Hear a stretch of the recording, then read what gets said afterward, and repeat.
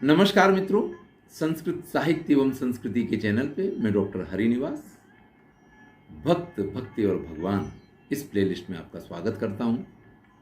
यहां आप भारतवर्ष के उन महान चरित्रों को सुन रहे हैं जिनसे हमें अपने जीवन को सफल बनाने की प्रेरणाएं मिलती हैं। बड़ी सुंदर सुंदर कथाएं हैं। अगर आदर्श बनाना है तो जीवन में इनको बनाइएगा, अनुकरण करना है तो इनमें से किसी का कीजिएगा। बाकी कोको कोला बेचने वाले या शर्ट फाड़ के हीरोपंती दिखाने वाले, उनके अनुकरण से कुछ नहीं होने वाला है। आज हम परम भागवत राजा अम्बरीश की कथा सुनेंगे, जैसा कि कल मैंने आपसे कहा था। लेकिन इससे पहले आप सबसे अनुरोध है, अगर आप चैनल पर नए आए हैं तो चैनल को सब्सक्राइब कीजिए। आपको कुछ अच्छा लगता है तो कमेंट कीजिए। प्लेलिस्ट में जाइए, यहां आपके लिए बहुत कुछ है। लगभग 3000 वीडियो हैं। यानी आप जिस विषय पे जाते हैं उस विषय का गहन चिंतन और अध्ययन प्लेलिस्ट में आपको देखने को मिलता है। चलिए, दुष्करः कोनु साधूनां दुस्त्यजो वा महात्मनां। भाई, साधुओं के लिए इस संसार में कुछ भी दुष्कर नहीं है, कुछ भी असंभव नहीं, और महात्माओं के लिए कुछ भी दुस्त्याज्य नहीं। वो किसी भी चीज का परित्याग कर सकते हैं। आपको घर पे खाने के लाले हैं, पत्नी रोज गरम गरम चिमटा लेके फटकारती है या बेलन लेके फटकारती है, और आपको लगता है कि भैया इससे अच्छा तो बाबा जी हो जाओ, वो एक बात है। यहां हम ऐसे किसी भी भक्त की कथा आपको नहीं सुना रहे। यहां तो सारी ही कथाएं ऐसे महान लोगों की हैं जिनके पास अपने जीवन में सब कुछ था, लेकिन फिर भी उन सब का परित्याग करके और भगवान की भक्ति में लगे रहते थे। सूर्यवंशी बड़े ही प्रसिद्ध राजा हुए नाभाग, और उनके पुत्र थे अम्बरीश। मैंने कहा कि सूर्यवंश में परंपरा थी, वहां विष्णु की भक्ति हुआ करती थी। ये सभी राजा परम धार्मिक हुआ करते थे, तभी तो स्कूल में भगवान राम ने जन्म लिया। ये महाराज अम्बरीश के पास इतनी अधिक धन संपत्ति थी कि कभी भी वो समाप्त ही नहीं हो सकती है। लेकिन फिर भी न किसी प्रकार का मद, न किसी प्रकार का अभिमान। विचार कीजिएगा, अरे व्यक्ति की जेब में 500 की नोट हो तो भी वो बड़ा, अरे आज तो मैं कुछ भी कर सकता हूं, इस प्रकार से चलने लग जाता है। जिसके पास थोड़ी धन संपत्ति, कोई पद मान प्रतिष्ठा प्राप्त हो जाए तो उसके पैर जमीन पे नहीं पड़ते हैं। ये तो चक्रवर्ती सम्राट हैं, सभी इनकी आज्ञा का पालन करते हैं, जिसका कोई पार नहीं, ऐसी संपत्ति इनके पास है। असरण शरण दीन बंधु भगवान के आश्रय के अलावा इनको किसी चीज का अभिमान ही नहीं है। मैं ये जो कह रहा हूं ये भी गलत ही कह रहा हूं। उन्हें भक्त होने का भी अभिमान नहीं है। ये इतने परम भागवत हैं, हमेशा प्रभु की इस प्रकार से अभ्यर्थना पूजना करते रहते हैं कि भगवान ने इनके भक्ति से प्रसन्न होकर के स्वयं अपने सुदर्शन चक्र को आज्ञा दी है कि ये तो अपना कोई ध्यान रखते नहीं है, इन्हें तो किसी चीज की चिंता है ही नहीं, इन्होंने तो सब कुछ मेरे ऊपर डाल दिया है, तो अब तुम इनकी रक्षा में नियुक्त रहोगे। विचार कीजिएगा, भगवान की भक्ति की ये पराकाष्ठा आ जाती है जब भगवान को स्वयं को अपने भक्त की ये चिंता होने लग जाती है कि अरे भाई ये तो अपना ख्याल नहीं रखता है, अब इसका ख्याल तो हम ही को रखना पड़ेगा। उन्होंने सुदर्शन चक्र को आज्ञा दी है कि अम्बरीश की रक्षा की जवाबदारी तुम्हारी है। अब आप कहेंगे कि ऐसी कैसी भक्ति थी कि भगवान को इतनी चिंता हो गई। तो भैया श्रीमद् भगवद गीता के 12वें अध्याय में सगुण भक्ति का वर्णन आता है। आप प्रातःकाल सो के उठते हैं ना, मैंने इसका वर्णन किया है, लेकिन आज अवसर है तो फिर से आपके साथ शेयर कर रहा हूं। वहां से अगर भगवान के विचार के साथ उठते हैं, देखिए हमारे ये परंपरा रही है कि 8 झांकियां होती हैं भगवान की। प्रातःकाल मंगला आरती होनी है, उनको उठाया जाना है। अब भगवान को उठाना है तो उससे पहले आपको उठना पड़ेगा, और खाली उठने से काम नहीं चलेगा। आपको शुद्ध होकर के और शांत चित्त होकर के भगवान के पास जाना है, उनको उठाना है। तो वहाँ सुबह मंगला से जो प्रारंभ होता है, सायं शयन तक हर एक बात में बस भगवान का ध्यान। अगर भोग बन रहा है तो भोजन नहीं बन रहा है, घर में प्रसाद तैयार हो रहा है, क्योंकि भगवान को धराया जाएगा। ऐसे परम भक्त प्रत्येक एकादशी का व्रत करते हैं। एकादशी के व्रत की परंपरा इस प्रकार की है, आप में से जो करते होंगे उन्हें तो पता होगा, जिन्होंने नहीं किया उनको बताता हूं कि दशमी को प्रातःकाल आप भोजन कर सकते हैं। दशमी को दोपहर के बाद भोजन नहीं किया जाता, यानी दशमी सायंकाल आप निराहार करते हैं। यहां से एकादशी के व्रत का प्रारंभ होता है। कई जगह मान्यता ऐसी है कि चावल भी नहीं खाए जाते हैं।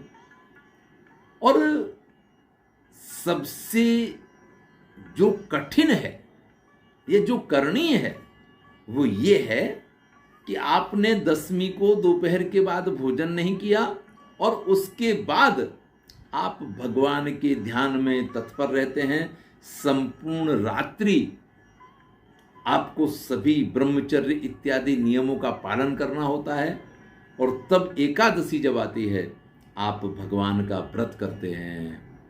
इस व्रत में आप निराहार रहते हैं या फलाहार करते हैं या निर्जला करते हैं या जलपान करके करते हैं। ये पूरा दिन आपने कहा व्रत तो कर रखा है, भोजन नहीं करेंगे, लेकिन इसको ठगना है, उसको मूसना है।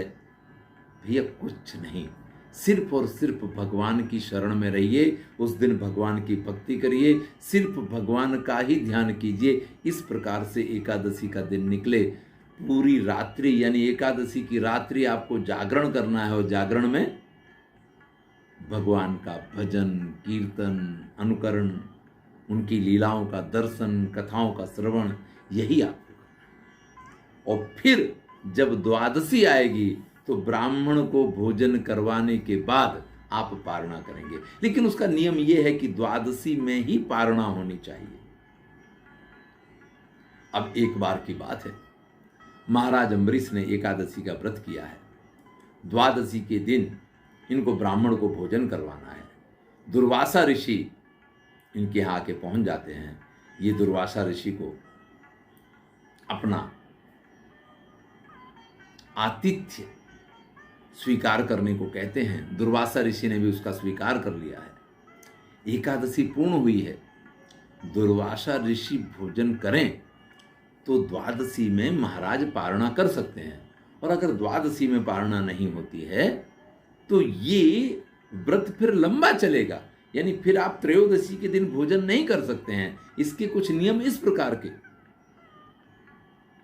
तो दुर्वासा ऋषि अपने नित्य कर्म में इस प्रकार से खो गए कि द्वादशी पूरी होने को आ गई है। इन्होंने बड़ा ही ध्यान किया, दुर्वासा ऋषि को बुलाने की कोशिश की। जब इन्होंने देखा कि ऋषिवर नहीं आए हैं तो इन्होंने सोचा कि मैं जल पी करके कम से कम पारणा कर लूं। भोजन तो नहीं किया, जल पी करके पारणा कर लूं। इन्होंने जल पिया, वैसे ही दुर्वासा ऋषि आकर के पहुंच गए। मुझे आमंत्रण करता है और मुझे आमंत्रण देने के बाद स्वयं अपने व्रत की पारणा करता है, तुझे मेरा कोई ख्याल ही नहीं है। आपको पता है कि दुर्वासा ऋषि तो बड़ी जल्दी क्रोधित हो जाते हैं, अत्यंत क्रोध में आ गए। अपनी एक जटा को निकाल करके जमीन पे पछाड़ा है और उसमें से एक कृत्या उत्पन्न हुई है। और उस कृत्या से कहते हैं इस राजा ने मेरा अपमान किया है, जाओ इस अम्बरीश को दंड दो जाकर। दुर्वासा ऋषि ने जैसे ही आज्ञा दी है, वो कृत्या सीधी अम्बरीश की तरफ दौड़ पड़ती है। लेकिन ये क्या, भगवान विष्णु का चक्र अम्बरीश की रक्षा कर रहा है। तुरंत ही कृत्या वहीं पे भस्म हो जाती है। दुर्वासा ऋषि ने देखा कि अरे, मेरी इतनी शक्तियां छीण हुई जिससे इस कृत्या को मैंने उत्पन्न किया और ये नष्ट हो गई।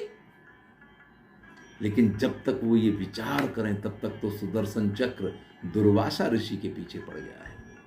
दुर्वासा ऋषि ने न भोजन किया न पानी पिया और वहां से वो भाग खड़े हुए हैं कि कैसे भी सुदर्शन चक्र से अपने प्राण बचाएं। कभी किसी गुफा में घुस जाते हैं, चक्र वहां भी पहुंच जाता है, कहीं किसी पर्वत पे चढ़ जाते हैं, किसी नदी में डुबकी लगाते हैं, लेकिन वो चक्र जो है दुर्वासा ऋषि का पीछा नहीं छोड़ रहा है।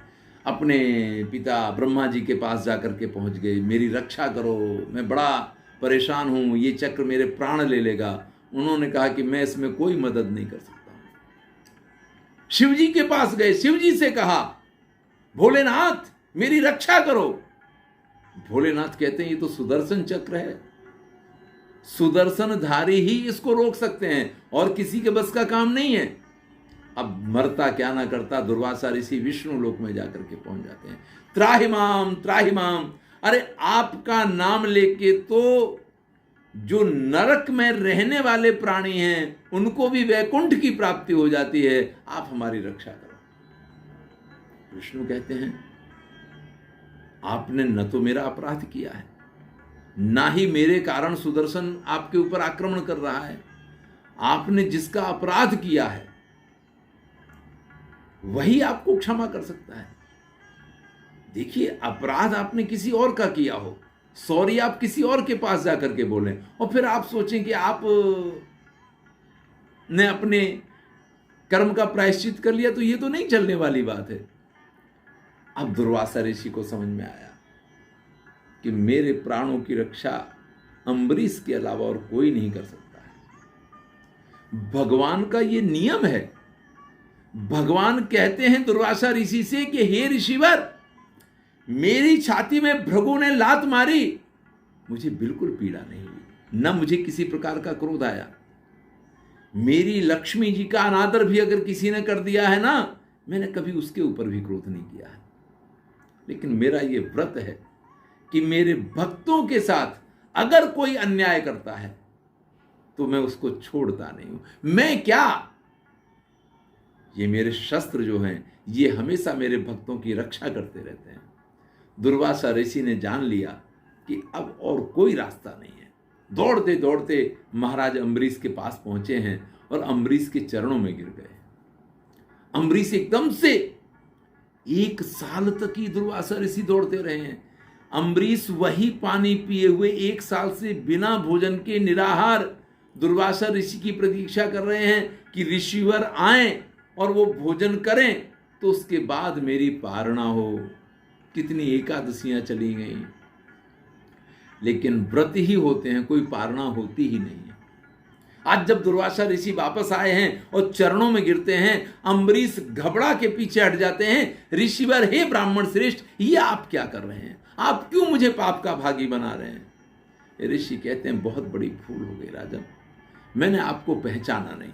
मैंने सामान्य व्यक्ति मान के आपके ऊपर ये जो कृत्या का प्रयोग किया है, आज ये सुदर्शन चक्र मेरे प्राण लेने के लिए तत्पर है।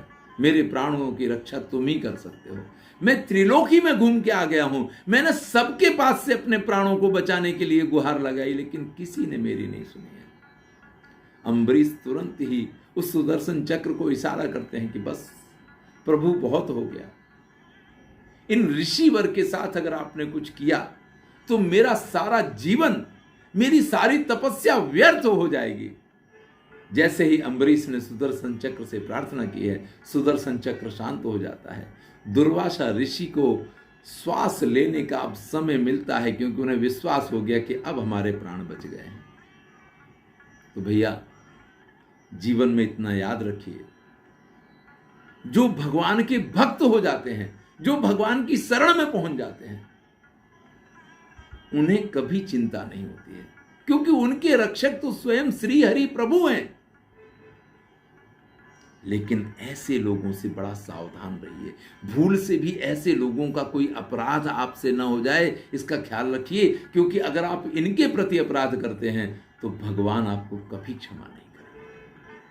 आप भगवान को गालियां दे लीजिए, आप भगवान को कुछ भी कह लीजिए, वो सब वो चला लेते हैं, लेकिन अपने भक्तों के प्रति वो किसी के द्वारा किया गया कोई भी अपराध क्षमा नहीं करते हैं। इसलिए हमारे यहाँ तुलसीदास ने कहा है, ना जाने किस वेश में नारायण मिल जाए।